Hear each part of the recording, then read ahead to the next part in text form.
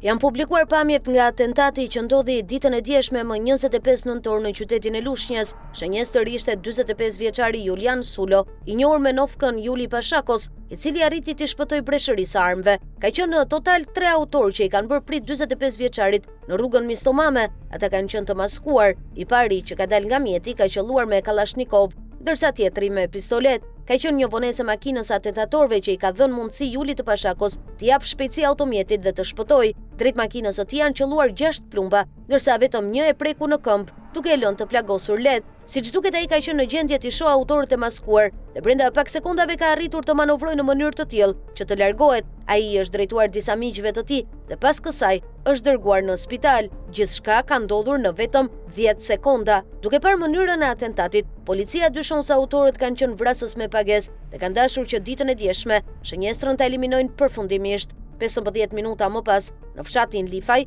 u gjetë e djegur makina e autorëve, brenda së cilës ndodheshin edhe armët e krimit, një pistolet dhe Kalashnikov.